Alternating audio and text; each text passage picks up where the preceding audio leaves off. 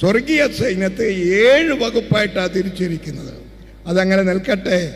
സാത്താന്യ സൈന്യത്തിന് എത്ര വകുപ്പുകളുണ്ട്? അതൊരല്പം മനസ്സിരുത്തി പഠിച്ചിട്ട് വേണം നമുക്ക് മുന്നോട്ട് നീങ്ങാൻ.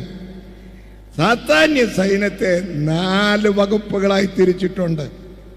എന്താ തെളിവ്? നമുക്ക് എഫ്എസ് ലേഖനത്തിലേക്ക് നമ്മുടെ ശ്രദ്ധയെ കൊണ്ടുവരാം.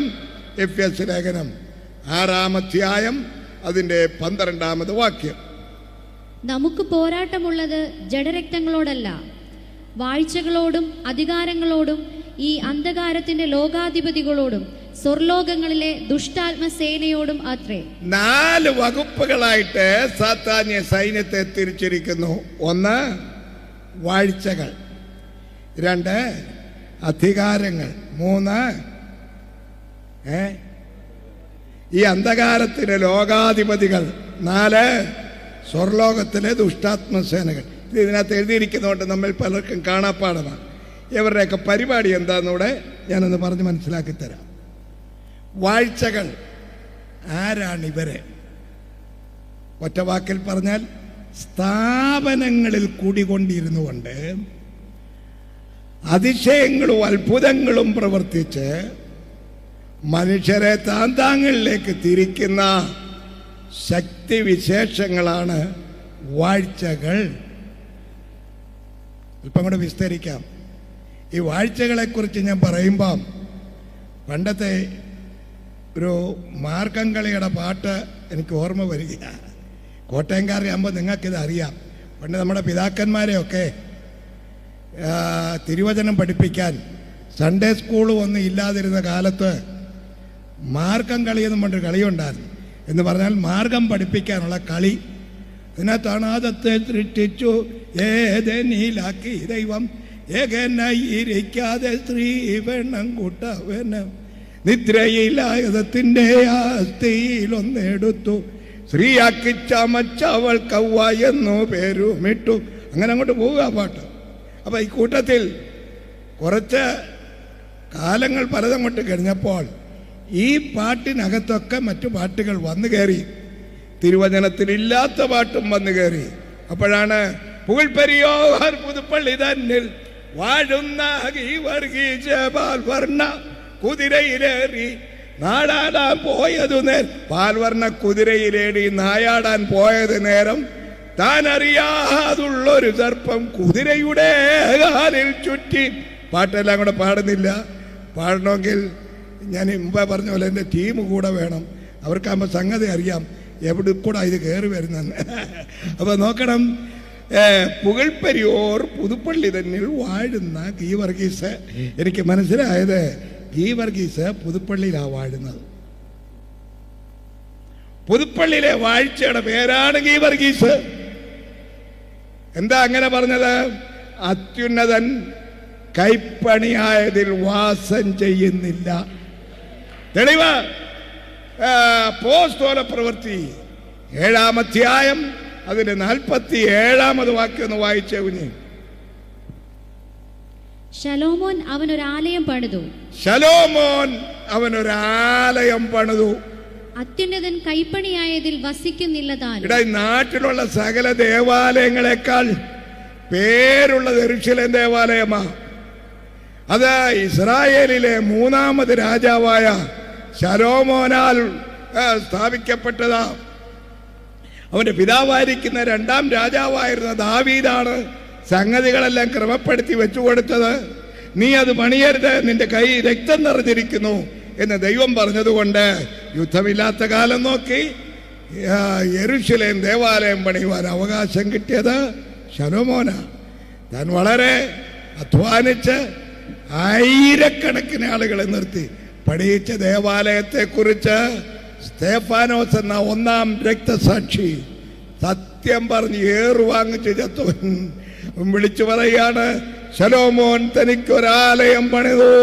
2 അത്യുന്നതൻ കൈപ്പണിയായതിൽ വസിക്കുന്നില്ലതാനും. ആര് പണിതാലും 4 ഭിത്തിക്കകത്ത് ഒതുങ്ങുന്നവനല്ല ഞങ്ങളുടെ ദൈവം. ഹല്ലേലൂയ. ദൈവം ജീവനുള്ളവനാകയാൽ അവന്റെ ദേവാലയം ജീവനുള്ളതായിരിക്കണം. അതുകൊണ്ട് തന്നെ എന്നെയും നിങ്ങളെ നോക്കിക്കൊണ്ട് വിളിച്ചു പറഞ്ഞു, നിങ്ങൾ ദൈവത്തിന്റെ മന്ദിരമെന്നും ദൈവത്തിന്റെ ആത്മാവ് നിങ്ങളിൽ വസിക്കുന്നുവെന്നും അറിയുന്നില്ലയോ? അപ്പോൾ നമ്മുടെ ദൈവം നമ്മിൽ വസിക്കുന്നവനാണ്. അവൻ ജീവനുള്ളവനാകയാൽ അവൻ്റെ ആലയം ജീവനുള്ളതായിരിക്കണം. അതുകൊണ്ട് തന്നെ കൈപ്പണിയായ ദേവാലയങ്ങളിൽ വാസം ചെയ്യുന്ന പുല്ലുകൾ അത്ഭുതങ്ങളൊക്കെ ചെയ്യും. നേർച്ച പറഞ്ഞാൽ അത് അപ്പോഴേ സംഭവിക്കുകയല്ലേ. ജനത്തെ ഇങ്ങനെ ചേർത്ത് നിർത്തുകയോ.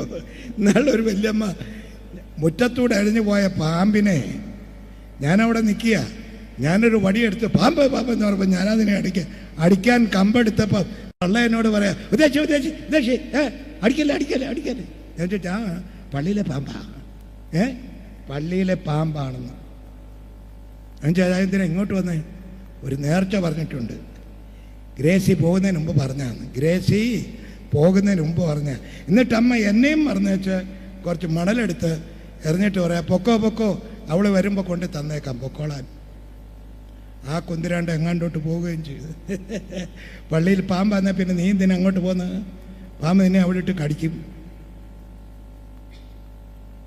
അത്യുന്നതൻ കൈപ്പണിയായതിൽ വാസം ചെയ്യുന്നില്ല.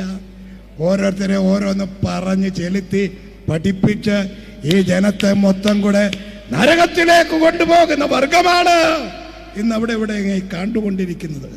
തിരുവചനം വിളിച്ചു പറയുന്നു, അത്യുന്നതൻ കൈപ്പണിയായതിൽ വാസം ചെയ്യുന്നില്ല. പിന്നെ ഇതിലൊക്കെ വസിക്കുന്ന പുള്ളികളുടെ പേനാണ് ഈ തിരുവചനത്തിൽ പഠിപ്പിച്ചത്. അതാണ് വാഴ്ചകൾ. സ്ഥാപനങ്ങളിൽ കൂടിക്കൊണ്ടിരുന്നു കൊണ്ട് സത്യദൈവത്തിന് വിപരീതമായി തങ്ങളിലേക്ക് തന്നെ വ്യക്തികളെ നയിച്ചുകൊണ്ടിരിക്കുന്ന ശക്തി വിശേഷങ്ങളാണ് ഇവകൾ. അതാ വാഴ്ചകൾ. രണ്ടാമത്തെ വർഗത്തിനെ കുറിച്ച് പറഞ്ഞിരിക്കുന്നത് അധികാരങ്ങൾ. ആരാണ് ഈ അധികാരങ്ങൾ? മന്ത്രവാദികൾ, ശകുനവാദികൾ, അഞ്ജനക്കാര്, ആവിചാരകന്മാര്, പിന്നെ ചില പ്രാർത്ഥനക്കാര്. പ്രാർത്ഥിച്ചു കൊടുക്കുക, വെള്ളം പ്രാർത്ഥിച്ചു കൊടുക്കുക, എണ്ണ പ്രാർത്ഥിച്ചു കൊടുക്കുക, പിന്നെ വെള്ളവും എണ്ണയും കൂടെ കലർത്തി പ്രാർത്ഥിച്ചു കൊടുക്കുക. ഇവനറിയാം ഇത് എന്തെങ്കിലും വയറിളകത്തുള്ളത്. എങ്ങനെയുണ്ട് വയറിങ്ങളെ? അതിൻ്റെതാ അതാ. എടാ നീ പ്രാർത്ഥിച്ചില്ലേലും എണ്ണയും വെള്ളം കൂടെ കൊടുത്താൽ വയറിളകും. വിശേഷിച്ച് ആവണൊക്കെ എണ്ണയാണെങ്കിൽ വെള്ളമേ ചേർക്കണ്ട, തന്നെ കുടിച്ചാൽ മതി, വയറിളകും. ആരെ കളിപ്പിച്ച് നിന്റെ സന്തതിക്ക് ഗുണം വരണമെങ്കിൽ ഈ പണിയൊക്കെ നിർത്തിയിട്ട് സത്യദൈവത്തെ യഥാർത്ഥമായി ആരാധിച്ച് ദൈവകൃപയിൽ നിൽക്കുവാനും ജനത്തെ ദൈവത്തിങ്കിലേക്ക് അടുപ്പിക്കാനുള്ള പരിപാടി നോക്കിക്കോ കുഞ്ഞുഞ്ഞെ. വെറുതെ കാശ് വാങ്ങിച്ച് നീ നരകത്തിൽ പോവുക. വാഴ്ചകൾ, അധികാരങ്ങൾ, ഇവ ചില വ്യക്തികളിൽ കൂടിക്കൊണ്ടിരിക്കുന്ന ശക്തിവിശേഷങ്ങളാണ്. ആവാഹിച്ച് നിലനിർത്തിയിരിക്കുന്ന ശക്തിവിശേഷങ്ങളാണ്. ഇവയെക്കുറിച്ച് നമ്മൾ പഠിക്കുമ്പോൾ മന്ത്രവാദികളിലും ശകുനവാദികളിലും ഒക്കെ നിൽക്കുന്ന ശക്തിവിശേഷങ്ങൾ, അതിൽ ഒരു ഉദാഹരണം പറഞ്ഞാൽ കടമുറ്റത്ത് കത്തനാര്. അങ്ങനെ കത്തനാരുണ്ടായിരുന്നു എന്ന് എനിക്കറിയത്തില്ല. കടമുറ്റത്ത് ഞാൻ പോയിട്ടുണ്ട്. പുള്ളി താഴെ കൂടെ കുഴിച്ച് പാതാളത്തിൽ ചെന്നെന്നോ അവിടുന്ന് ആരാണ്ടെ പിടിച്ചോണ്ട് വന്നെന്നോ പിന്നെ രണ്ടു മൂന്നിടത്തുനിന്ന് ഞാനിതിനെ ഓടിക്കാൻ പോയിട്ടുണ്ട്. ഒരിക്കൽ പള്ളിപ്പാട്ടി എന്നപ്പോൾ അവിടെ കടമുറ്റത്ത് കത്തനാരുടെ സേവയാണ്. ഒരു വല്യപ്പനെ വടിയെടുത്ത് ഇങ്ങനെ അടിക്കും, ചുഴറ്റും, കത്തിയിട്ട് കറക്കും. ഞാൻ അവിടെ ചെന്ന് പ്രാർത്ഥിച്ചു, യേശുവിൻ്റെ നാമത്തിൽ വിട്ടുപോ പിശാചേ എന്ന് പറഞ്ഞ്. പിന്നെ പിറ്റേ ദിവസം വല്യപ്പനൊന്നും അവിടെ ഇല്ലായിരുന്നു. പിറ്റേ ദിവസം വന്ന് ഇതിട്ട് കറക്കുകയും വടിയിട്ട് അടിക്കുകയൊക്കെ ചെയ്തിട്ട് ഒന്നും വരുന്നില്ല. അപ്പം ഇതുപോലുള്ള വേറെ എല്ലാ 3-4 ഉണ്ട്. അവന്മാരെല്ലാം കൂടെ ഒരുമിച്ച് കൂടിയപ്പോൾ ഒരുത്തൻ ഉറഞ്ഞതുള്ളി പറഞ്ഞു, ഒരു ഉപദേശി നിൻ്റെ വീട്ടിൽ വന്നു, ഒരു കറുത്ത ചെറുക്കൻ, എൻ്റെ ദേഹത്ത് വെള്ളമൊഴിച്ചടാം, ഇനി ഞാൻ അങ്ങോട്ട് വരുത്തില്ലെന്ന്. പിന്നെ എന്നെ തിരക്കി നടക്കാം പുള്ളി. അതെന്തിനാ? തിരിച്ചു വരുത്താനല്ല, എനിക്കിട്ട് 2 തരാൻ. ഞാനോ അടിയെന്ന് പറഞ്ഞാൽ ഓടി എൻ്റെ ഊപ്പാട് വരും. എനിക്ക് അടിയൊക്കെ പേടിയാണ്. അതുകൊണ്ട് ഞാൻ പിന്നെ അങ്ങോട്ട് പോയില്ല. ആ മൂപ്പലയുടെ മോനെ ഞാൻ പഠിച്ച് സ്നാനപ്പെടുത്തി, മരുമോളെ മുക്കി. ലേലുയ, ഇതൊക്കെയാണ് ഞങ്ങളുടെ പണിയെ. പിന്നെ എവിടെങ്കിലും വല്ല കടമറ്റത്ത് കത്തനാരോ ഒക്കെ ഉണ്ടെ വിളിച്ചാൽ മതി, സൂക്ഷം ഞങ്ങൾ വന്ന് പ്രാർത്ഥിക്കും. കുന്തിരാണ്ട് ഓടി ഊപ്പാട് വരും. സ്നേഹിത, 7 കാവ് തെളിച്ച കയ്യാ എൻ്റെത്. ഇതുവരെ വെള്ള നിറം വീണില്ല. ഇല്ല ഇല്ല ഇല്ല. അവിടെയൊക്കെ ഞങ്ങൾ പെയ്ത്തോമിട്ടു. ആമേൻ. ഈ അധികാരം നമുക്ക് തന്നത് കർത്താവായ യേശു. അക്കരങ്ങൾ ഉയർത്തി ദൈവത്തിന് സ്തോത്രം ചെയ്യാം. ഹല്ലേലൂയ. ഇങ്ങനെയുള്ള വ്യക്തികളിൽ കുടികൊണ്ടിരിക്കുന്ന ശക്തി വിശേഷങ്ങളാണ് അധികാരങ്ങൾ. അപ്പോൾ 1 വാഴ്ച, 2 അധികാരം, 3 അന്ധകാരത്തിൻ്റെ ലോകാധിപതി. അത് ഇച്ചിരി പഠിക്കാനുള്ളതാണ്. ലോകത്തെ മൊത്തം കൂടെ ചുറ്റി ആവാഹിച്ച് നിർത്തിയിരിക്കുന്ന ഒരു ശക്തിവിശേഷമുണ്ട്. ഞാൻ പ്രസ്താവിച്ചുകൊണ്ടിരിക്കുന്ന ഡെമനോളജി എന്ന ഭാഗമാണ്, ഭൂതശാസ്ത്രം. അപ്പോൾ ഈ ശക്തിവിശേഷത്തിൽ ലോകത്തെ മൊത്തം കൂടെ കീഴടക്കി ഭരിക്കുന്ന ഒരു ശക്തിയുണ്ട്. ആ ശക്തിയുടെ പേര് ഈ ലോകത്തിൻ്റെ പ്രഭു എന്നാണ്. നമ്മുടെ കർത്താവ് ഒരിക്കൽ ഇവനെ പരിചയപ്പെടുത്തി, ഈ ലോകത്തിൻ്റെ പ്രഭു വരുന്നു, അവൻ എന്നോട് ഒരു കാര്യവുമില്ല. ഇവനാ വന്ന് എൻ്റെ കർത്താവിനോട് പറഞ്ഞത്, ഇക്കാണുന്നതെല്ലാം എങ്കൽ ഭരമേൽപ്പിക്കപ്പെട്ടിരിക്കുന്നു. എനിക്ക് ഇഷ്ടമുള്ളവൻ ഞാനിത് കൊടുക്കും. കാശ് കൂടുതൽ വാങ്ങിക്കുന്നവൻ അറിഞ്ഞോണം, നീ അവൻ്റെ ഇഷ്ടം ചെയ്തതുകൊണ്ട് നിനക്ക് പിന്നെയും തരികയാ. നീ ഇപ്പോൾ 8 കോടിയുടേതാ പണിയാൻ തുടങ്ങുന്നത്, നിനക്ക് ഇനിയും കിട്ടും. ഞങ്ങൾക്ക് കാശ് വേണ്ട, അന്നുള്ള ആഹാരം തന്നു പോറ്റണമേ എന്നുള്ള പ്രാർത്ഥനയാണ് എല്ലാ ദിവസവും പ്രാർത്ഥിക്കുന്നത്. എല്ലാ ദിവസവും ദാരിദ്ര്യത്തിൽ കിളിച്ചു വളർന്നത് കൊണ്ട് പണം കണ്ടാൽ ഞങ്ങളെ ഞെട്ടത്തില്ല, വെട്ടത്തില്ല. ഞങ്ങൾക്ക് ആ ഉള്ളത് കൊണ്ട് പോയാൽ മതി, അക്കരെ ചെല്ലണം എന്നുള്ള ഒരൊറ്റ ഉദ്ദേശത്തോടു കൂടിയാണ് വിശ്വാസ ജീവിതം നയിച്ചുകൊണ്ടിരിക്കുന്നത്. അപ്പോൾ പറഞ്ഞത്, എനിക്ക് ഇഷ്ടമുള്ളവനിത് കൊടുക്കും. പിന്നെ നീ എന്നെ വീണൊന്ന് നമസ്കരിച്ചാൽ നിനക്ക് തരാം. എൻ്റെ കർത്താവ് അങ്ങോട്ടും ഇങ്ങോട്ടൊക്കെ നോക്കിയിട്ടതാണ്, ഞാനും നീ മാത്രമുള്ള, ആരും അറിയരുത്, ചെവി അറിയുന്ന എന്നൊന്ന് പറഞ്ഞിരുന്നെങ്കിൽ എൻ്റെ ദൈവമേ, ഞങ്ങൾ പിന്നെ എന്തിനാ ജീവിക്കുന്നത്? എൻ്റെ കർത്താവ് പറഞ്ഞു, നോ, എൻ്റെ ദൈവമായ യഹോവയെ മാത്രമേ ആരാധിക്കാവൂ എന്ന് എഴുതിയിരിക്കുന്നു. അങ്ങനെ ജയഭേരി മുഴക്കിയ ജയവീരനാ നമ്മുടെ കർത്താവ്. ആ കരങ്ങൾ വീശി നമ്മുടെ കർത്താവിന് സ്തോത്രം ചെയ്യാം. ഹല്ലേലൂയ. അങ്ങനെ ഭൂലോകം മൊത്തം ഒരുത്തന്റെ കയ്യിലിരിക്കുക. അവന്റെ കീഴിൽ പ്രവിൻസകൾ തിരിച്ച് ഓരോ രാജ്യങ്ങൾക്കായി ഓരോ പൈശാചിക പ്രഭുക്കളുണ്ട്. മനസ്സിലാക്കാനായിട്ട് പറയാം.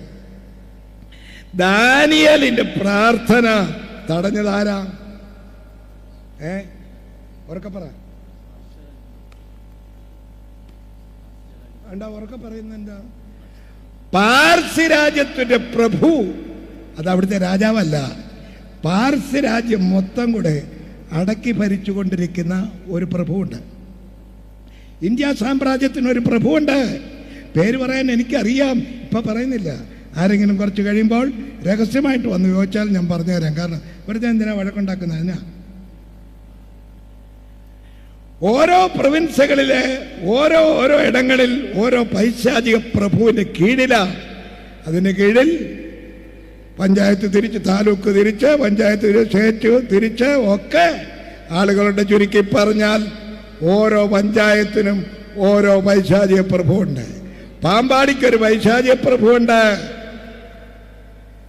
ഇതിനെക്കുറിച്ചൊന്നും വേണ്ടവണ്ണം അറിവില്ലാത്ത ഉപദേശിമാരൊക്കെ പ്രാർത്ഥിക്കും. ഈ ദേശാധിപതിയുടെ കെട്ടുകളെയും അതിൻ്റെ പോരുകളും നിനക്കറിയാൻ വയ്യ. നീ ഇങ്ങോട്ടിറങ്ങുമ്പോൾ ദേശാധിപതിയുടെ പോര് നിന്റെ കാലിനിട്ടൊരു പിടിപിടിച്ചാൽ പോക്കാൻ നീ സംഗതി അറിഞ്ഞോണ്ട് അറിഞ്ഞ പലിശയ്ക്ക് അതിനുള്ള കൃപ പ്രാപിച്ചോണം.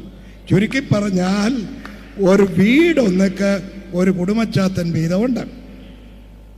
അവനാണ് സന്ധ്യയ്ക്ക് പ്രാർത്ഥന തല്ലി തൂവിക്കളയുന്നത്.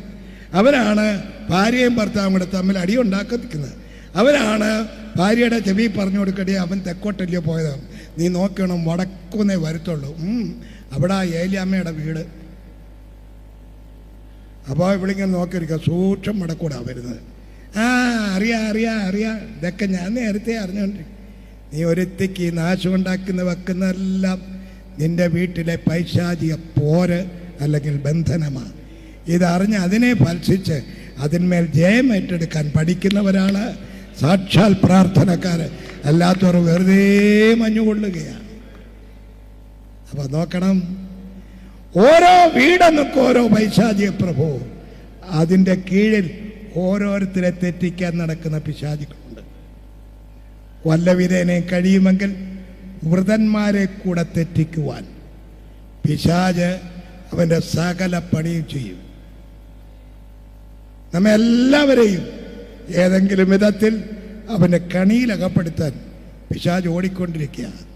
ഈ ശക്തിവിശേഷങ്ങൾക്കാണ് അധികാരങ്ങൾ, വാഴ്ചകൾ, ഈ അന്ധകാരത്തിൻ്റെ ലോകാധിപതികൾ എന്ന് പറയുന്നത്. അന്ധകാരത്തിൻ്റെ ലോകാധിപതികൾ. നാലാമത്തെ വർഗമാണ് സ്വർലോകത്തിലെ ദുഷ്ടാത്മസേന. അവർക്ക് വലിയ പണിയൊന്നുമില്ല, ഒറ്റ പണിയേ ഉള്ളൂ. ദൈവത്തിന് വിപരീതമായി മനുഷ്യനോട് പറയും, മനുഷ്യന് വിപരീതമായി ദൈവത്തോട് പറയും. ഇത്രയേ ഉള്ളൂ പണി. യോബിൻ്റെ കാര്യം ദൈവസന്നിധിയിൽ ചെന്ന് പറഞ്ഞത് ഈ വർഗമാണ്. ഇവർക്ക് അവിടെ സ്ഥലമൊക്കെ ഉണ്ട്. സ്വർഗത്തിൽ അവർക്കൊരല്പം ഇടമുണ്ട്. അവരെ ഇനി യുദ്ധം ചെയ്ത് ഭൂമിയിലേക്ക് ആഴ്ത്തുന്ന ദിവസം വരുന്നു. അത് വെളിപ്പാട് പുസ്തകം 12-ാം അധ്യായത്തിൽ രേഖപ്പെടുത്തിയിട്ടുണ്ട്. അതുവരെ ഇവർക്കവിടെ സ്ഥലമുണ്ടായിരിക്കും. അവര് ദൈവത്തിൻ്റെ മക്കൾ ദൈവസ്ഥരിൽ നിൽക്കുമ്പോൾ ഒരു മൂലയ്ക്ക് അവനും ചെന്ന് നിൽക്കും. നീ എവിടെ പോയിട്ട് വരുന്നു? ഞാൻ ഭൂലോകമൊക്കെ ഊടാടി സഞ്ചരിച്ചു വരുന്നു. എൻ്റെ ദാസനായിരിക്കുന്ന യോബിനെ നീ കണ്ടുവോ? അവനെ പോലെ ദോഷം വിട്ടകുന്നവൻ, നിർദോഷൻ, നിഷ്കളങ്കൻ, ഭൂമിയിൽ വേറെ ആരുമില്ലല്ലോ. പയ്യ അവൻ അങ്ങോട്ട് പറഞ്ഞു കൊടുക്കുക, വെറുതെ ആണോ ചുറ്റുപാടും വേലി കെട്ടി വെച്ച് വേലി ഒന്ന് വിളിച്ചു തന്നാൽ ഞാൻ കാണിച്ചു തരാൻ പണി. ദൈവത്തിന് വിപരീതമായി മനുഷ്യരോട് പറയും, മനുഷ്യർക്ക് വിപരീതമായി ദൈവത്തോട് പറയും. അതാണ് ഈ നാലാമത്തെ വർഗത്തിൻ്റെ അടവ്, സ്വർലോകത്തിലെ ദുഷ്ടാത്മസേന. നിന്റെ കാത്തിരിപ്പ് യോഗത്തിനകത്ത് ഇവൻ വരും. നിന്റെ ദേഹത്ത് കയറി തുള്ളാൻ ഉള്ള അധികാരം ഇവനുണ്ട്. ജീവിതത്തിൻ്റെ നിലവാരം ക്രിസ്തുവേശുവിലല്ലാതെ ദോഷം പറഞ്ഞും വീട്ടിൽ ബഹളമുണ്ടാക്കിയും തല്ലുണ്ടാക്കിയും ബഹളമുണ്ടാക്കി നടന്നുവെച്ച് പ്രാർത്ഥനയ്ക്ക് വരുമ്പോൾ തുള്ളുന്ന കള്ളത്തുള്ളക്കാരി നിന്റെ അകത്ത് വ്യാപരിക്കുന്നത് പൈശാചിക പോരാണ്. നീ ആദ്യം അറിയണം. ഈ ദുഷ്ടശക്തികളുടെ പോരുകളിലൊക്കെ ജയിക്കുന്നവരെയാണ് ഈ തിരുവചനം ജയിച്ചവർ എന്ന് വിളിച്ചു പറയുന്നത്. ഹല്ലേലൂയ. എവിടം വരെ ഉണ്ട് ഇയാൾക്ക് ഈ സൗകര്യം അവിടെ എന്ന് ചോദിച്ചാൽ തിരുവചനത്തിൽ പറയുന്ന ഒരു ഭാഗമുണ്ട്. ഈ നമുക്ക് ആ വെളിപ്പാട് പുസ്തകം 12-ാം അധ്യായം ഒന്നെടുക്കാം. അതിൻ്റെ 10ഉം 11ഉം വാക്യങ്ങൾ. അപ്പോൾ ഞാൻ സ്വർഗത്തിൽ ഒരു മഹാശബ്ദം പറഞ്ഞു കേട്ടത്, ഇപ്പോൾ നമ്മുടെ ദൈവത്തിന്റെ രക്ഷയും ശക്തിയും രാജ്യവും അവന്റെ ക്രിസ്തുവിന്റെ ആധിപത്യവും തുടങ്ങി നമ്മുടെ സഹോദരന്മാരെ രാപ്പകൽ ദൈവസന്നിധിയിൽ കുറ്റം ചുമത്തുന്ന നമ്മുടെ സഹോദരന്മാരെ രാപ്പകൽ ദൈവസന്നിധിയിൽ കുറ്റം ചുമത്തുന്ന അപവാദിയെ തള്ളിയിട്ട് കളഞ്ഞുവല്ലോ. അപവാദിയെ തള്ളിയിട്ട് കളഞ്ഞുവല്ലോ. ഈ ദിവസം വരെ ഈ പുള്ളി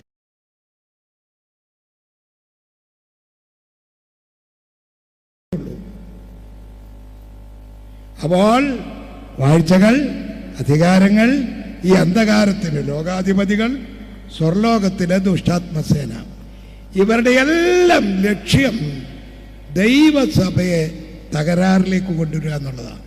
തമ്മിലടിപ്പിക്കുക, ബഹളമുണ്ടാക്കുക, കണക്ക് പറയിച്ച് കാശിൻ്റെ കാര്യത്തിൽ പ്രശ്നമുണ്ടാക്കുക. ഒരു പ്രശ്നവും ഇല്ലെങ്കിലും ഒരു പ്രശ്നം എടുത്തിടും. ഒരു പ്രശ്നവും ഇല്ലാതിരിക്കുന്നിടത്തും പ്രശ്നങ്ങളുണ്ടാക്കുന്ന പുള്ളികളായി പുള്ളികൾ.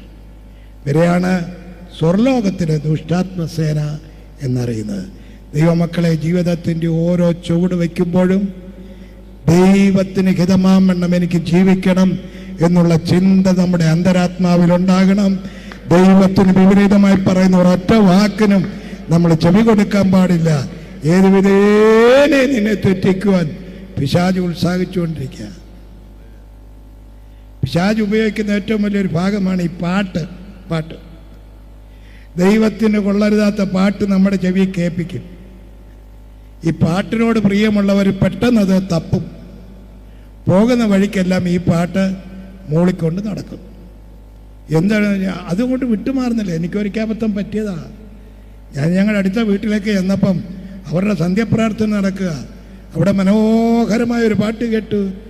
ആ പാട്ട് ഞാൻ ഇച്ചിരി നേരം കേട്ടുണ്ട്. കാരണം പാട്ട് എനിക്കിഷ്ടമുള്ള കാര്യമായതുകൊണ്ട്. മറിയാമിന്നോർമ്മ വാഴ്വേഗണമേ അവൾ തൻ യാചന നൽ കോട്ടയതാകട്ടെ ദൈവസുതൻ ജനനീ കന്യക. ഞാൻ ഇച്ചിരി നേരം കേട്ടതുമല്ല, ഇതെൻ്റെ അകത്ത് കയറി അള്ളി എന്ന് പിടിച്ചു. വീട്ടിൽ ചെന്നപ്പോഴും ഞാൻ പാടിക്കൊണ്ട് നടക്കാം, ദൈവസുതൻ ജനനീ കന്യക മറിയാമേ. ഞാൻ ഫൽസിക്കുന്നു എന്ന് പറഞ്ഞു, സ്തോത്രം പറഞ്ഞു, ഹല്ലേലൂയ പറഞ്ഞു. അന്ന് രാത്രി കിടന്നിറങ്ങി. രാവിലെ എഴുന്നേറ്റപ്പോൾ ഈ പാട്ട് അകത്തുനിന്ന് വരുന്നു. 3 ദിവസം ഇതകത്ത് കിടന്ന് ഉരുണ്ടോണ്ടേയിരുന്നു. ഞാൻ പിന്നെ പോയി ദൈവസന്നിധിയിരുന്ന് പ്രാർത്ഥിച്ച്, കർത്താവേ ഇതെന്നെ ശക്തിയെ കെടുത്തിക്കളയണമെന്നൊക്കെ പ്രാർത്ഥിച്ച്, യേശുവിൻ രക്തത്താൽ ജയം ഏറ്റെടുക്കുന്നൊക്കെ പറഞ്ഞ് 3 ദിവസം കഴിഞ്ഞപ്പോഴാണ് ഇതെൻ്റെ മനസ്സിൽ നിന്ന് പോയത്. ഇപ്പോഴത്തെ അവിടുത്തെ പാട്ടേ ശരണ അതെല്ലാം നിൻ്റെ അകത്ത് കിടക്കുക. പോകുന്ന വഴിക്കൊക്കെ മനസ്സിനകത്തൂടെ ഉരുണ്ടുരുണ്ട് വരിക മൂളിപ്പാട്ടായിട്ട്. എന്തിനാന്ന് ചോദിച്ചാൽ, ഞാനെൻ്റെ ധ്യാനത്തിങ്കൽ പാട്ട് പാടുമെന്നും ഞാൻ എൻ്റെ കർത്താവിന് വേണ്ടി പാടും എന്നൊക്കെ പറഞ്ഞ് തീരുമാനത്തിൽ നിന്ന് വ്യതിയാനം വരുത്താൻ ഏതെങ്കിലും വിധത്തിൽ ഇതങ്ങ് ഇടിച്ച് കയറ്റുക പിശാച്. ഇതറിഞ്ഞു വേണം ജീവിക്കുവാൻ. ഓരോ ചുവടുകൾ വയ്ക്കുമ്പോഴും ദൈവത്തിന് വിപരീതമായി ഒന്നിനുമേ ഞാൻ അടുക്കുകയില്ലെന്ന് ആഴമായ തീരുമാനമെടുക്കണം. 2025 എടുക്കുന്ന തീരുമാനം ആഴം കൂടിയ തീരുമാനം വേണം.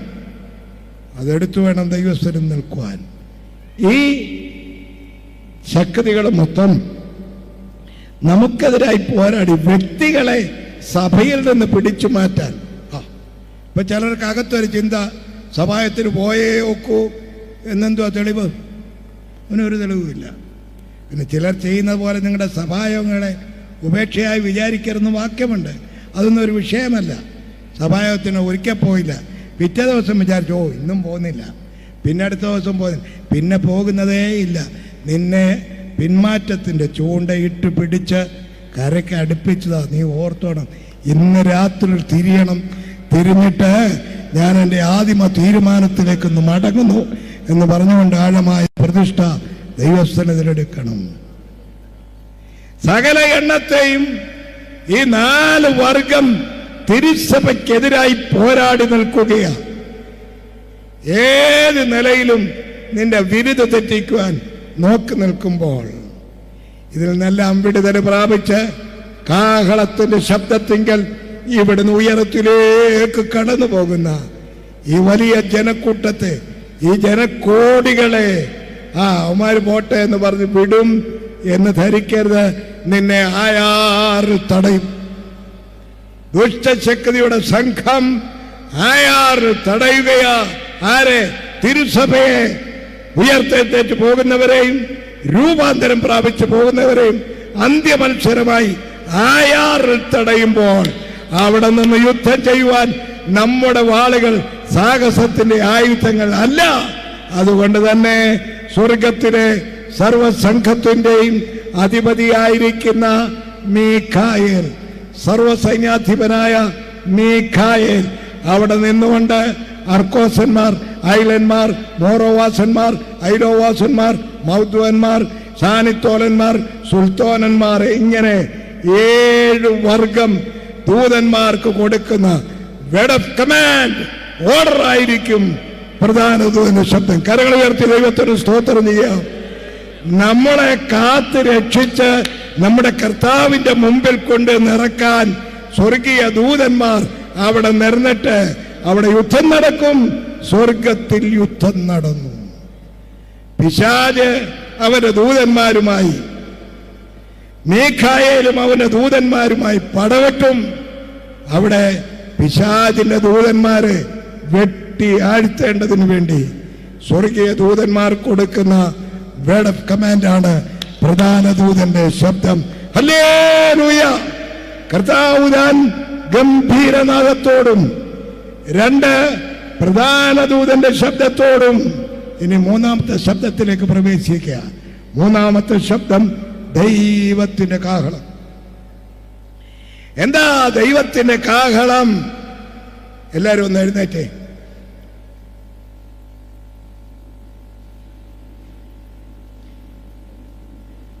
അല്ല, എല്ലാരും എഴുന്നേറ്റോന്ന് അറിയാനാ.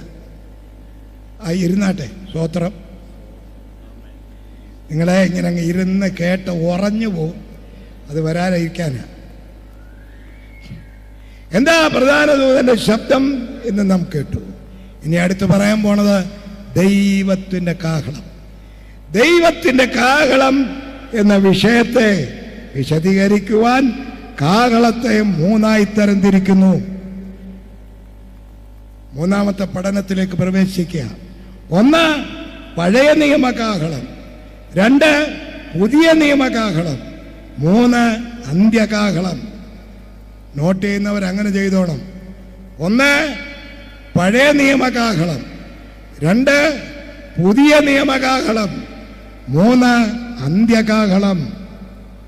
എന്താ പഴയ നിയമകാഹളം? സംഖ്യാപുസ്തകത്തിലേക്ക് നമ്മുടെ ശ്രദ്ധയെ കൊണ്ടുവരാം. സംഖ്യാപുസ്തകം 10-ാം അധ്യായം 1 മുതൽ 10 വരെയുള്ള വാക്യങ്ങൾ ആ മോള് തന്നെ വായിക്കണം. എൻ്റെ സുന്ദരം വായനയാ. പെട്ടെന്ന് എടുത്തങ്ങ് വായിക്കുക. മോളെ ദൈവം അനുഗ്രഹിക്കട്ടെ.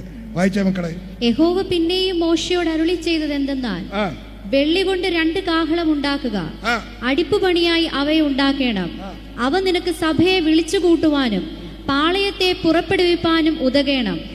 അവ ഊതുമ്പോൾ സഭ മുഴുവനും സമാഗമന കൂടാരത്തിന്റെ വാതിൽക്കൽ നിന്റെ അടുക്കൽ കൂടേണം.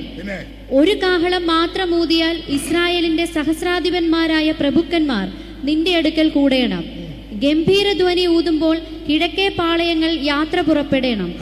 2ാം പ്രാവശ്യം ഗംഭീരധ്വനി ഊതുമ്പോൾ തെക്കേ പാളയങ്ങൾ യാത്ര പുറപ്പെടേണം. ഇങ്ങനെ ഇവരുടെ പുറപ്പാടുകൾക്കായി ഗംഭീരധ്വനി ഊതേണം. സഭയെ കൂട്ടേണ്ടതിന് ഊതുമ്പോൾ ഗംഭീരധ്വനി ഊതരുത്. അഹരോന്റെ പുത്രന്മാരായ പുരോഹിതന്മാർ ആകുന്നു കാഹളം ഊതേണ്ടത്. ഇത് നിങ്ങൾക്ക് തലമുറ തലമുറയായി എന്നേക്കുമുള്ള ചട്ടമായിരിക്കണം. ആമേൻ. ഇത് നിങ്ങൾക്ക് തലമുറ തലമുറയായി എന്നേക്കുമുള്ള ചട്ടമായിരിക്കണം. എന്താ? വെള്ളി കൊണ്ട് 2 കാഹളം ഉണ്ടാക്കണം. അത് അടിപ്പുപണിയായി ഉണ്ടാക്കണം. അവ നിനക്ക് സഭയെ കൂട്ടിവരുത്തുവാനും പാളയങ്ങൾ യാത്ര പുറപ്പെടുവാനും ഒക്കെ ഉതകണം. പിന്നെ ആരാണ് ഊതേണ്ടത്? അഹരോന്റെ പുത്രന്മാരായ ലേവി പുരോഹിതന്മാരാണ് ഇത് ഊതേണ്ടത്. ഇത് നിങ്ങൾക്ക് തലമുറ തലമുറയായി എന്നേക്കുമുള്ള ചട്ടം ആയിരിക്കണം. ആ ഭാഗത്തെ പഠനം ആരംഭിക്കുക. വെള്ളി കൊണ്ട് 2 കാഹളമുണ്ട്. എവിടുന്നാ ഈ വെള്ളി? വെള്ളി എവിടുന്നാണ് എന്ന് കാണേണ്ടതിന് നമുക്ക് പുറപ്പാട് പുസ്തകം 30-ാം അധ്യായം 11-12 വാക്യങ്ങൾ വായിക്കാം. പുറപ്പാട് പുസ്തകം 30-ാം അധ്യായം 11-12 വാക്യങ്ങൾ. യഹോവ പിന്നെയും മോശയോട് കൽപ്പിച്ചത് എന്തെന്നാൽ, ഇസ്രായേൽ മക്കളുടെ ജനസംഖ്യ എടുക്കേണ്ടതിന് അവരെ എണ്ണുമ്പോൾ അവരുടെ മധ്യേ ബാധ ഉണ്ടാകാതിരിപ്പാൻ അവരിൽ ഓരോരുത്തൻ താൻ താന്റെ ജീവന് വേണ്ടി യഹോവയ്ക്ക് വീണ്ടെടുപ്പ് വില കൊടുക്കണം. 16 വരെ വായിക്കോളെ. എണ്ണപ്പെടുന്നവരുടെ കൂട്ടത്തിൽ ഉൾപ്പെടുന്ന ഏവനും വിശുദ്ധ മന്ദിരത്തിലെ തൂക്കപ്രകാരം 1/2 ശേക്കേൽ കൊടുക്കണം. 1/2 ശേക്കൽ കൊടുക്കണം. ശേക്കേൽ എന്നത് 20 ഖേര. ആ 1/2 ശേക്കേൽ യഹോവയ്ക്ക് വഴിപാടായിരിക്കണം. എണ്ണപ്പെടുന്നവരുടെ കൂട്ടത്തിൽ 20 വയസ്സും അതിന് മീതെയുള്ളവനെല്ലാം യഹോവയ്ക്ക് വഴിപാട് കൊടുക്കണം. നിങ്ങളുടെ ജീവന് വേണ്ടി പ്രായശ്ചിത്തം കഴിപ്പാൻ നിങ്ങൾ യഹോവയ്ക്ക് വഴിപാട് കൊടുക്കുമ്പോൾ ധനവാൻ 1/2 ശേക്കേലിൽ അധികം കൊടുക്കരുത്, ദരിദ്രൻ കുറച്ചു കൊടുക്കുകയും അരുത്. ഈ പ്രായശ്ചിത്ത ദ്രവ്യം നീ ഇസ്രായേൽ മക്കളോട് വാങ്ങി സമാഗമന കൂടാരത്തിന്റെ ശുശ്രൂഷയ്ക്കായി കൊടുക്കണം. നിങ്ങളുടെ ജീവന് വേണ്ടി പ്രായശ്ചിത്തം കഴിക്കേണ്ടതിന് അത് യഹോവയുടെ മുൻപാകെ ഇസ്രായേൽ മക്കൾക്ക് വേണ്ടി ഒരു ജ്ഞാപകമായിരിക്കണം. കേട്ടോ, ഈ വെള്ളി വീണ്ടെടുപ്പ് വിലയാ. 20 വയസ്സ് മുതൽ മേലോട്ടുള്ളവരെല്ലാം 1/2 ശേക്കൽ വെള്ളി ദേവാലയത്തിലെ തൂക്കപ്രകാരം കൊണ്ടുകൊടുക്കണം. ധനവാൻ അധികം കൊടുക്കരുത്, ദരിദ്രൻ കുറച്ചു കൊടുക്കുകയും അരുത്.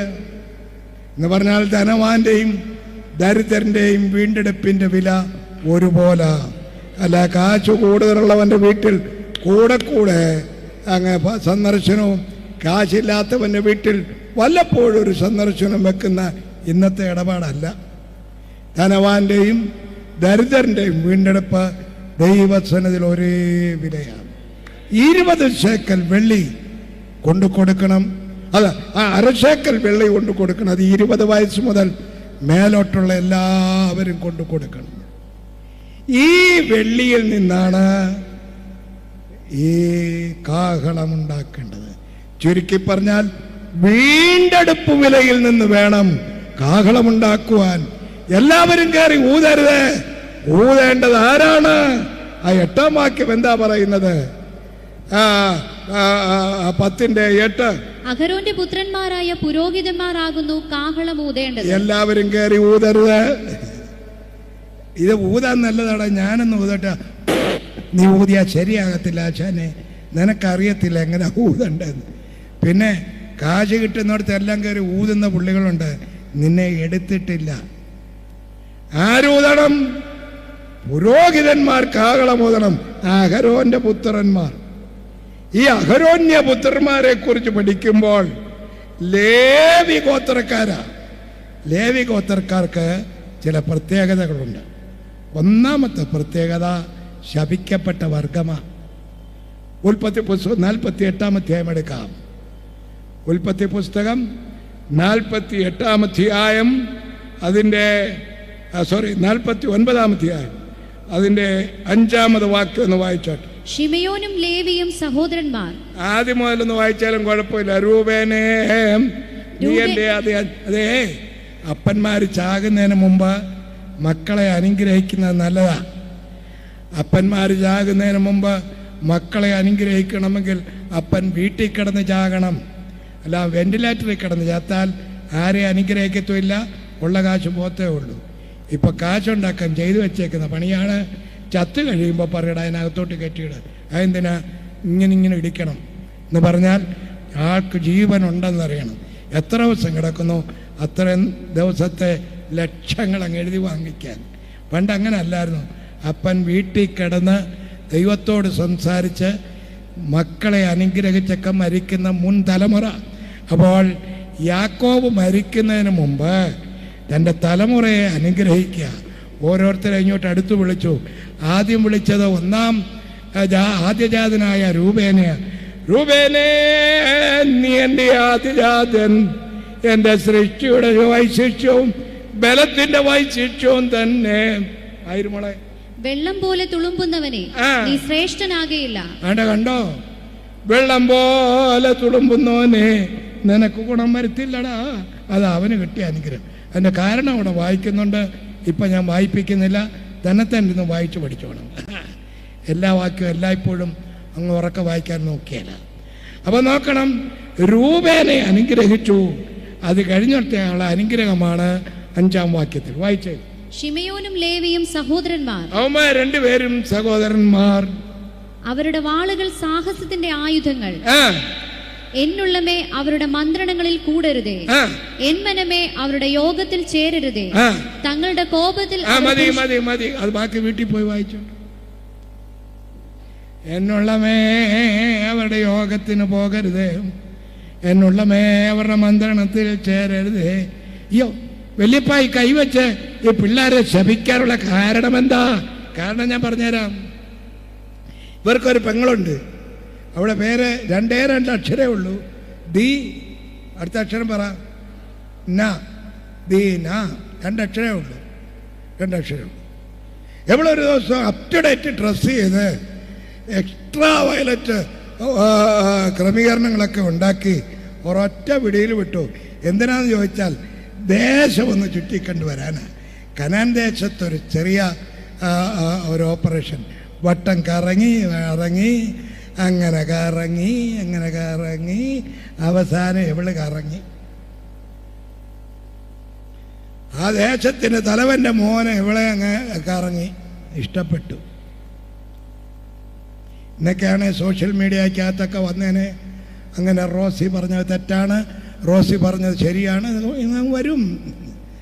എന്നാൽ ഇപ്പോൾ അന്ന് അതൊന്നും ഇല്ലാഞ്ഞത് കൊണ്ട് അവളെ കിട്ടിയില്ല, അവളെ അടിച്ചുകൊണ്ട് പോയി ആമ്പിള്ളേർ. അവിടെ കൊണ്ട് താമസിപ്പിച്ചേച്ചേ പെണ്ണിൻ്റെ പേര് പറഞ്ഞ് 5-6 ആമ്പിള്ളേർ ഇവിടെ വന്നു. എന്താ നിങ്ങൾ എവിടെ നിന്ന് വരാം? ഞങ്ങൾ കനാൻ ദേശത്ത്.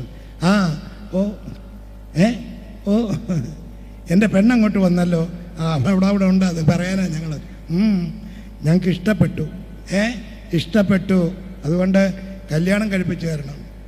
ഓഹോ, കല്യാണം കഴിപ്പിക്കണം അല്ലേ? എൻ്റെ പിള്ളേരുണ്ട്, അവർ വരട്ടെ, അവരോടൊന്നും കൂടെയൊക്കെ ചോദിക്കണം. ചുരുക്കി പറഞ്ഞാൽ അപ്പൻ പിള്ളേർ വന്നപ്പോഴാ ഇന്ന പോലെ മോള് പോയിട്ട് വന്നില്ല, ഇന്നടത്തുണ്ട്, അവിടുന്ന് ആൾ വന്നിരുന്നു. അവർക്കെല്ലാം നമ്മുടെ വേദം സ്വീകരിക്കാനൊക്കെ മനസ്സാ. അങ്ങനെ കല്യാണത്തിന് വേണ്ടി സ്നാനപ്പെട്ട പുള്ളികളൊക്കെ ഇതിനകത്ത് വന്നിരിപ്പുണ്ട്. തോച്ചാമയെ കെട്ടാനായിട്ട് നീ ഒരുത്തം മുങ്ങിയതാ, പിന്നെ നീ എവിടാ പൊങ്ങിയെന്ന് ദൈവത്തിനെ അറിയത്തുള്ളൂ. അവരിലോടനെ കൂടെ പറഞ്ഞു, നിങ്ങളൊരു കാര്യം ചെയ്യണം, ഞങ്ങളുടെ വേദം കൂടണം. അതിനെന്തുവാ ചെയ്യേണ്ടത്? ബിസ്മില്ലാഹി റഹ്മാൻ റഹിമാൻ അതൊന്നും ചൊല്ലണ്ട. പിന്നെ ഒരു ചെറിയ പരിപാടിയേ ഉള്ളൂ, ചെറിയ ഓപ്പറേഷൻ എന്ന് പറഞ്ഞാൽ അഗ്രചർമ്മഛേദനം എന്ന് പറഞ്ഞൊരു പണിയുണ്ട് ഞങ്ങൾക്ക്. അത് നിങ്ങളുടെ പുരുഷപ്രജയില അത്രേ ഉള്ളൂ. അത് ഞങ്ങളേറ്റ്. യവന്മാരെല്ലാം അപ്പൻ്റെ ചെലവിൽ ഇവിടെ വന്ന് കിടിങ് വെട്ടി എല്ലാം കൂടെ ശരീരം പനിച്ച് നെയ്ച്ചോറും കഴിച്ച് പനിച്ച് കിടക്കുമ്പോൾ ഈ ശിമയോനും ലേവിയും കൂടെ ഒരു ചെറിയ ഗൂഢാലോചന അകത്ത്, നമ്മുടെ പെങ്ങളെ വഷളാക്കിയതും പോരാ, നമ്മുടെ അപ്പൻ്റെ ചെലവിൽ ബിരിയാണി അടിച്ച് കിടക്കുന്ന ഇപ്പന്മാരെ കൈകാര്യം ചെയ്തേ ഒക്കത്തുള്ളൂ. അത് അവന്മാരാരും അടുക്കത്തില്ല, നമുക്കങ്ങ് കയറാമെന്ന് പറഞ്ഞു. പനിച്ച് കിടക്കുന്നവൻ്റെ അടുത്തോട്ടി എന്നിട്ട് ഒരു മൂച്ച് പ്രയോഗം ഇവിടെ എഴുതിയിട്ടുണ്ട്, ഞാനിപ്പോൾ പറയുന്നില്ല. ഒരു മൂച്ച് പ്രയോഗം നടത്തി എല്ലാവരും ഒറ്റ അക്ഷരേ അന്നേരം എല്ലാവർക്കും അറിയത്തുള്ളൂ. ഏത് ഭാഷക്കാരനോടെ കൂടിയിരിക്കുന്ന ഈ പനിച്ച് കിടക്കുന്ന എല്ലാവരും ഊഹു എന്നുള്ള ഒറ്റ അക്ഷരേ അറിയത്തുള്ളൂ. ഊഹും പറഞ്ഞുകൊണ്ട് കിടക്കുക. സകല എണ്ണത്തെങ്ങും ചെരിപ്പെടുത്തി തന്നെ ഒന്ന് കൊല വിളിച്ചു. അപ്പനത് തീരെ പിടിച്ചില്ല. അപ്പൻ അവിടെ നിന്നോട്ട് ഇത് മനസ്സിൽ വെച്ചുകൊണ്ട് പറഞ്ഞു, എന്നുള്ളമേ നീ അവരുടെ യോഗത്തിൽ ചേരരുതേ, എന്നുള്ളമേ അവരുടെ മന്ത്രണത്തിൽ കൂടരുതേ. അവർ തങ്ങളുടെ കോപത്തിൽ പുരുഷന്മാരുടെ വരി ഉടച്ചു, എന്നുള്ള മേമാർക്ക് ഗുണം വരികയില്ല. അപ്പൻ തലയിൽ കൈവച്ചു പ്രാഗി വിട്ട ലേവിയോട് ദൈവം പറയുകയാണ്, നീ വേണം കാഹളമൂതുവാൻ. ഹല്ലേലൂയ! എന്തുകൊണ്ട് ഇവരെ കാഹളമൂതുവാൻ ഏൽപ്പിച്ചു? ഗുണം വന്നതുകൊണ്ടല്ല. പിന്നെ പറയാം, ദൈവത്തിങ്കൽ നിന്ന് ശ്രേഷ്ഠമായ കൽപ്പന കൈപ്പറ്റി താഴേക്കിറങ്ങി വരുന്ന മോശ കേൾക്കുന്നൊരു ശബ്ദമുണ്ട്. ഇവിടെ അഹരോനോട് പറഞ്ഞു, ഞങ്ങളുടെ മുൻപിൽ നടക്കേണ്ടതിന് ഒരു ദൈവത്തെ ഉണ്ടാക്കി തരണം. നിങ്ങളുടെ കാതിലെ കൊടുക്കും മാലയ്ക്ക് കൊണ്ട് പറിച്ചുകൊണ്ട് പോവാ. എല്ലാം കൂടെ പറിച്ചങ്ങോട്ടിട്ട് തീയിലിട്ട് ഊതി ഉരുക്കി ക്രമപ്പെടുത്തി ഭാഷ വരുത്തി ഇത്രയും പൊക്കത്തിന് ഒരു കാളക്കുട്ടിയെ വാർത്തുണ്ടാക്കി. ഏറ്റവിടോട്ട് നിർത്തി വിളിച്ചു പറഞ്ഞു, നാളെ യഹോവയ്ക്കൊരു ഉത്സവം. സകല എണ്ണവും പോയി. അന്നെല്ലാം കൂടെ പൊതുശാപ്പാടായിരുന്നു. ജനം തിന്മാനും കുടിപ്പാനും ഇരുന്നു, കളിപ്പാൻ എഴുന്നേറ്റു. തീറ്റയും കുടിയും കഴിഞ്ഞുള്ള കളിയല്ലോ, അരങ്ങ് മുടിച്ചു കളിച്ചു. അപ്പോഴാണ് മേളിൽ നീ ഇറങ്ങി വരുന്നത്. തോളത്ത് 2 വലകയൊക്കെ വെച്ചുകൊണ്ട് മോശ ഇറങ്ങി വരിക. ഒന്നാമത്തെ എഴുത്തിങ്ങനെയാണ്, ഞാനല്ലാതെ അന്യ ദൈവം നിങ്ങൾക്കുണ്ടാകരുത്. മീതെ സ്വർഗത്തിലെങ്കിലും കീഴേ ഭൂമിയിലെങ്കിലും ഭൂമി കീഴേ വെള്ളത്തിലെങ്കിലും ഒന്നിൻ്റെയും പ്രതിമ ഉണ്ടാക്കുകയോ നമസ്കരിക്കുകയോ ചെയ്യുവാൻ പാടില്ലാത്തതുമാകുന്നു.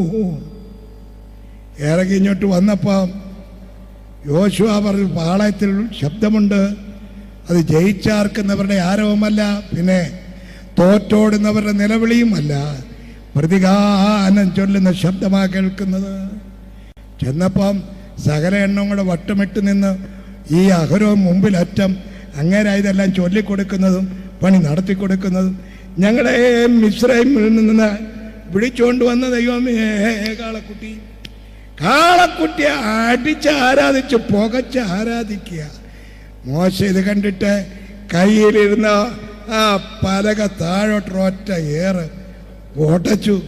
അവിടെ നിന്നുകൊണ്ട് വിളിച്ചു പറഞ്ഞു, യഹോവയുടെ പക്ഷത്തുള്ളവൻ ആര്? സകല എണ്ണവും ആരാധിക്കുന്നവരുടെ കൂട്ടത്തിൽ ആരാധിച്ച് കയ്യും കൊട്ടി പോകുമ്പോൾ ലേവി ഗോത്രം വിളിച്ചു പറഞ്ഞു, അച്ഛാ ഞാനുണ്ടെന്ന് പറഞ്ഞു.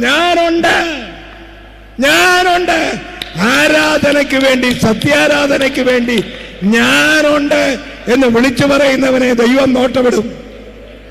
അല്ലാതെ ആരാധിക്കുന്ന കൂട്ടത്തിനത് നീയും കഴുത്തി ചൊല്ലി എന്ന് പറഞ്ഞ അറിയാമേ നിനക്ക് ഗുസ്തി എന്ന് പറയുന്നതിലല്ല കാര്യം.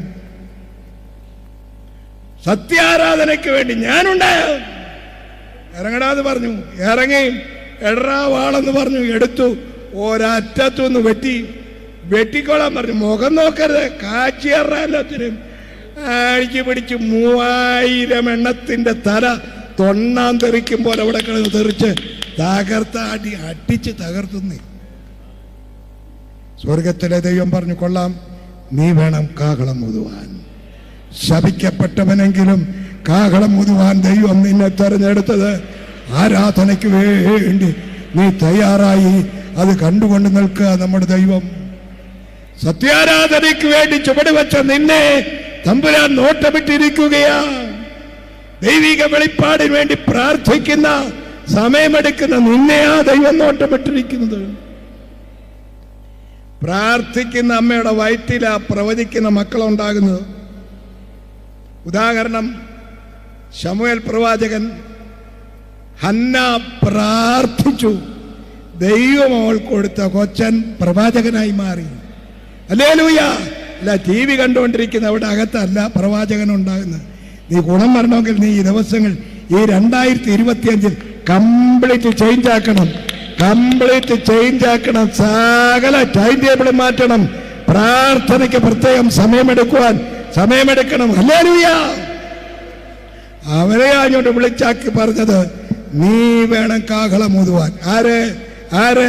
സത്യാരാധനയ്ക്ക് വേണ്ടി നിവരെ നിൽക്കുവാൻ തയ്യാറായവനെ കാഹളമേൽപ്പിച്ചു. അഹരോന്റെ പുത്രന്മാരായ ലേവി പുരോഹിതന്മാർ വേണം ഈ കാഹളം ഊതുവാൻ. ഇനി യഹോവയുടെ പക്ഷത്തുള്ളവൻ ഇവനാ. അവനോടാ പറഞ്ഞ് മാറി നിന്നോളാൻ. ഈ കാഹളം ചില പ്രത്യേക കാര്യങ്ങൾക്ക് വേണ്ടി ഊതിയിരുന്നു. ഇവിടെ വായിക്കുന്നത്, കാഹളമൂതുമ്പോൾ സഭ ദൈവത്തിൻ്റെ അടുക്കൽ, നായകന്റെ അടുക്കൽ കൂടണം. 2, കാഹളമൂതുമ്പോൾ പാളയങ്ങൾ യാത്ര പുറപ്പെടണം. 3, യുദ്ധ ദിവസങ്ങളിൽ കാഹളമൂതണം. 4, സന്തോഷ ദിവസങ്ങളിൽ കാഹളമൂതണം. 5, മാസ ആരംഭങ്ങളിൽ കാഹളമൂതണം. 6, ഉത്സവ ദിവസങ്ങളിൽ കാഹളമൂതണം. 7, യോബേൽ സംവത്സരത്തിൽ കാഹളമൂതണം. അത് മറ്റൊരു ഭാഗത്താണ്, അതിപ്പോഴെടുത്ത് വായിക്കുന്നില്ല.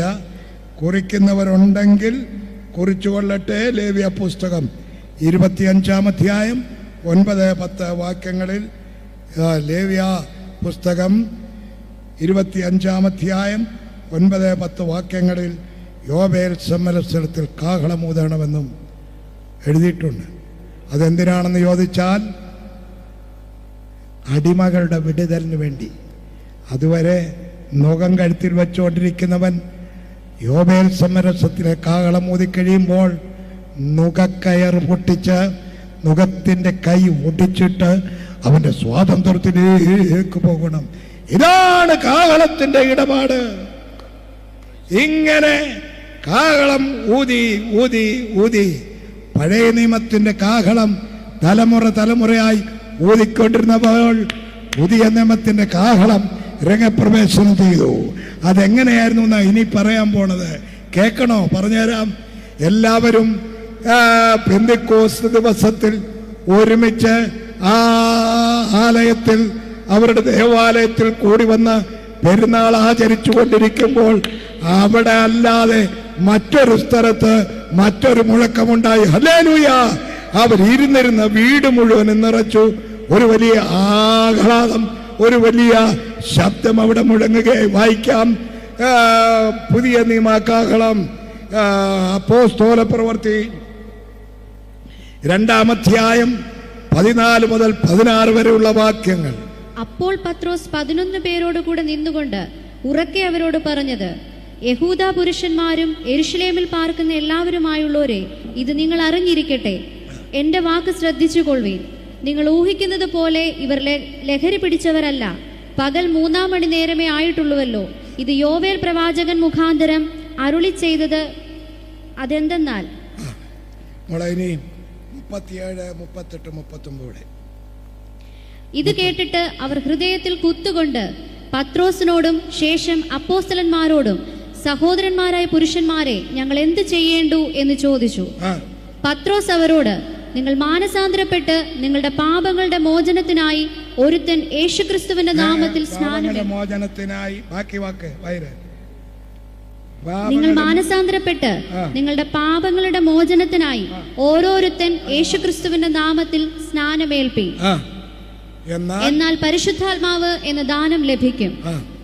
വാഗ്ദത്തം നിങ്ങൾക്കും നിങ്ങളുടെ മക്കൾക്കും നമ്മുടെ ദൈവമായ കർത്താവ് വിളിച്ചു വരുത്തുന്ന ദൂരസ്ഥന്മാരായ എല്ലാവർക്കും ഉള്ളതല്ലോ എന്ന് പറഞ്ഞു. ഇതാണ് പ്രമാണം. പിന്നീട് പ്രമാണം മാറ്റിയതായി യാതൊരു തെളിവുമില്ല. പത്രോസ് എഴുന്നേറ്റ് നിന്നുകൊണ്ട് പുതിയ നിയമത്തിന്റെ ഈ കാഹളം അങ്ങോട്ട് ഊതുകയാ.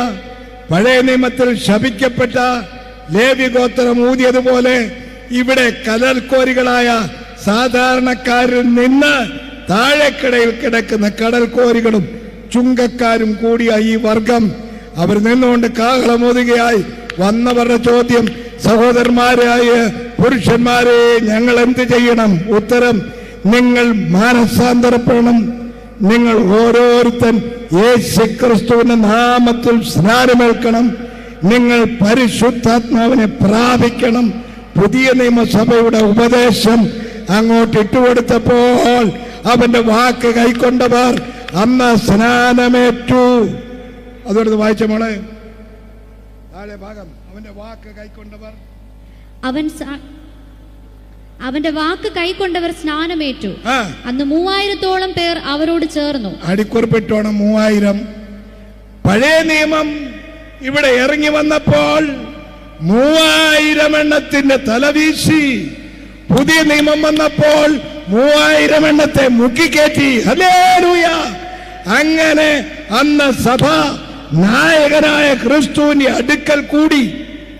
അന്ന് സഭ പുറപ്പെട്ടു. അന്ന് സഭ പല ഇടങ്ങളിലേക്ക് വ്യാപിച്ചു. അതൊരു പുതിയ ദിവസമായിരുന്നു. കൃപായുഗത്തിന്റെ 1-ാമത്തെ ദിവസത്തിന്റെ ഊത്തായിരുന്നു അത്. എന്തിനേറെ പറയണ്ടു, അന്ന് മുതൽ ഇന്ന് വരെ ഈ കാഹളം ഊതിക്കൊണ്ടിരിക്കുക. ഈ ലാസറും മാത്യു ഇന്ന് രാത്രി ഊതുന്നത് ആ പുതിയ നിയമത്തിന്റെ കാഹളമാണ്. എന്തിനു വേണ്ടി? നീയും സഭയ്ക്കകത്ത് ചേരുവാൻ, നീയും ദൈവകൃപ പ്രാപിക്കുവാൻ, നീയും കർത്താവിലേക്ക് കടന്നു വരുവാൻ, നീയും യേശുവിന് വേണ്ടി വേർതിരിക്കപ്പെടുവാൻ ഇന്ന് രാത്രിയിലും ഈ കാഹളം ഊതിക്കൊണ്ട് നിൽക്കുക. താമസമിന ഈ കാഹളം അവസാനിക്കും. അപ്പത്തെക്കുറിച്ചുള്ള വിശപ്പല്ല, വെള്ളത്തെക്കുറിച്ചുള്ള ദാഹവുമല്ല. ദൈവവചനം കേൾക്കുവാൻ ദാഹിക്കുന്ന ദിവസങ്ങൾ വരുന്നു. എല്ലാ ദിവസവും ഇതുപോലെ പോകത്തില്ല. നിങ്ങൾക്കറിയാമല്ലോ ഇപ്പോൾ നടക്കുന്ന യുദ്ധം. ലാസ്റ്റ് രംഗപ്രവേശനം ചെയ്യേണ്ടത് തിരുവചനപ്രകാരം റഷ്യ. അവനും രംഗപ്രവേശനം ചെയ്തു കഴിഞ്ഞു. ഇപ്പോൾ ആവലാതിയോടെ വിളിച്ചു പറയാണ്, 3-ാം ലോകമഹായുദ്ധം തുടങ്ങുന്നു എന്ന്. ഞാൻ വിളിച്ചു പറയട്ടെ, താമസമിന നാം ഇവിടുന്ന് മാറ്റപ്പെടും. കരങ്ങൾ ഉയർത്തി സ്തോത്രം ചെയ്യാം. നാം ഒരു ദിവസം ഇവിടുന്ന്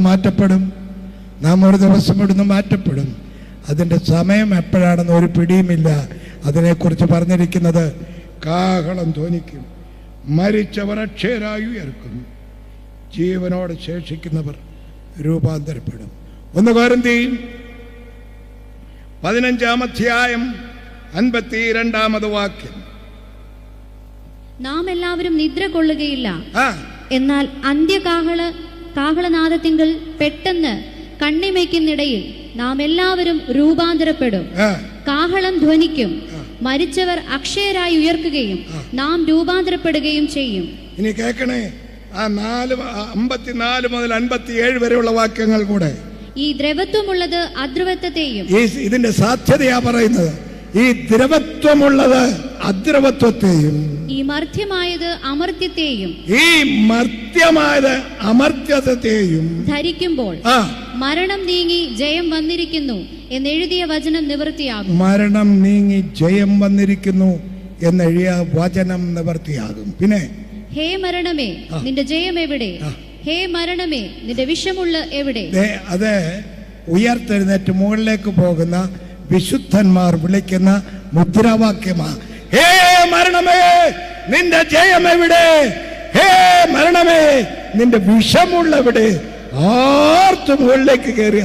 ഇതിനെക്കുറിച്ച് സങ്കീർത്തനക്കാരൻ നോക്കിയിട്ട് പറഞ്ഞു, നിന്റെ മഞ്ഞ് പ്രഭാതത്തിലെ മഞ്ഞു പോലെ ഇരിക്കുന്നു, ഭൂമി പ്രേതന്മാരെ പ്രസവിക്കും എന്ന് പറഞ്ഞാൽ ഉയർത്തെഴുന്നേറ്റ് കയറി ചെല്ലുന്ന വിശുദ്ധന്മാരുടെ കൂട്ടത്തെ കണ്ടിട്ട് മഞ്ഞു പൊങ്ങുന്നത് പോലെ എന്ന് പറഞ്ഞാൽ വെള്ളവസ്ത്രധാരികളായി, ശുഭ്രവസ്ത്രധാരികളായി ഇവിടുന്ന് ഒരു കൂട്ടം ജനം മുകളിലേക്ക് കയറുവാൻ തുടങ്ങുക. അതിനു വേണ്ടിയിട്ടല്ല ഞാൻ ഈ വെള്ളവസ്ത്രം ഇട്ടിരിക്കുന്നത്. ഇതെല്ലാം ഇവിടെ ഉരിഞ്ഞടത്തേ ഉള്ളൂ. എന്തോ ധരിച്ചിരിക്കുന്നതെല്ലാം ഇവിടെ വിട്ടിട്ട് ശ്രേഷ്ഠമായ വസ്ത്രം, മാന്യമായ വസ്ത്രം, വെൺവസ്ത്രം ധരിക്കപ്പെട്ടവരായി മുകളിലേക്ക് പ്രവേശിക്കുവാൻ സമയമായിരിക്കുന്നു.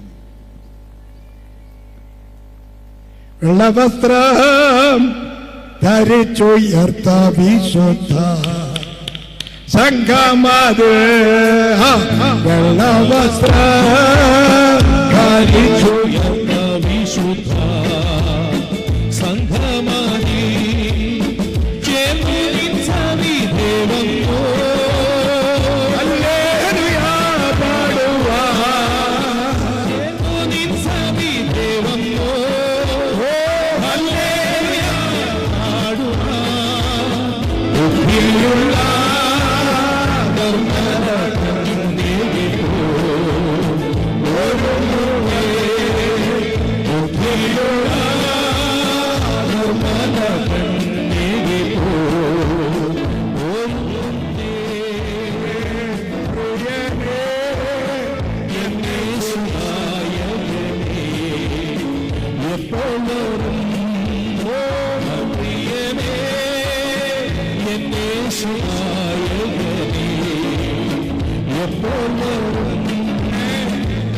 ഇപ്പോൾ മണി 9:15 9:30 ഈ യോഗം അവസാനിക്കും. ഇനി ഞാൻ നിങ്ങളോടൊരു ചോദ്യം ചോദിക്കാൻ പോവുക. ഇതിനിടയ്ക്ക് 9:20 25 കാഹളത്തിൻ്റെ ശബ്ദം ആയാറിൽ മുഴങ്ങിയാൽ നീ ദൈവസേനയിൽ എടുക്കപ്പെടുമോ അതോ ഇവിടെ കുത്തിയിരിക്കുമോ? എത്ര പേർക്ക് ഈ പ്രത്യാശയുണ്ട്? എൻ്റെ കർത്താവിൻ്റെ കാഹളത്തെങ്കിൽ ഞാൻ എടുക്കപ്പെടും, ഞാൻ എടുക്കപ്പെടും, ഞാൻ എടുക്കപ്പെടും. വെറുതെ അലച്ചിട്ട് കാര്യമില്ല. അകത്തളത്തിൽ ഈ വിശുദ്ധിയുടെ മാർഗത്തിൽ കർത്താവുമായുള്ള ബന്ധത്തിലായിരിക്കണം. പരസ്യ ജീവിതത്തിന്റെ മാന്യതയേക്കാൾ രഹസ്യ ജീവിതത്തിന്റെ നിർമ്മലത സൂക്ഷിച്ച് ഒരു ദൈവഭക്തനായി കർത്താവിന് വേണ്ടി പോരാടി ദൈവസന്നിധിയിൽ നിലനിൽക്കണം. 2026 ഒരു ജനറൽ കൺവെൻഷൻ ഉണ്ടാകുമെന്ന് ഞങ്ങൾക്ക് ആഗ്രഹമുണ്ട്, ആശയമുണ്ട്. പക്ഷെ എത്ര പേരെന്നിവിടെ കാണും? അതിനു മുമ്പ് കാഹളം ധ്വനിച്ചാൽ യോഗമുണ്ടായിരിക്കത്തില്ല. അത്ര അടുത്ത് കഴിഞ്ഞിരിക്കുന്നു സംഭവങ്ങൾ. ഞാനും നീയും ലക്ഷ്യമിട്ട് നമ്മുടെ പിതാക്കന്മാർ ലക്ഷ്യം വെച്ച് കടന്നുപോയ ആ ദേശത്തെ കടന്നു ചെല്ലുവാൻ കാഹളത്തിന്റെ ധ്വനി കേൾക്കാറായി. കാഹളം ധ്വനിക്കും.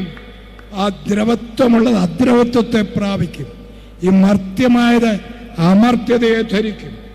ബലഹീനമായ ശരീരം ശക്തിയുള്ളതായിത്തീരും. പ്രാകൃത ശരീരം ആത്മീയ ശരീരമായി മാറ്റപ്പെടും. അപമാനമുള്ള ശരീരം തേജസ്സിന്മേൽ തേജസ് പ്രാപിച്ചതായി മാറ്റപ്പെടും. മരണമുള്ള ഈ ശരീരം നിത്യജീവനെ പ്രാപിച്ച് കടന്നുപോകും. ഹല്ലേലൂയ. ആദാമ്യ ശരീരത്തിന്റെ പ്രതിമകളായിരിക്കും നാം എല്ലാവരും. താമസമെന്ന കാഹളനാദത്തിങ്കൽ ക്രിസ്തുവിന്റെ പ്രതിമ ധരിച്ചവരായി ദൈവസന്നിധിയിലേക്ക് മാറ്റപ്പെടും.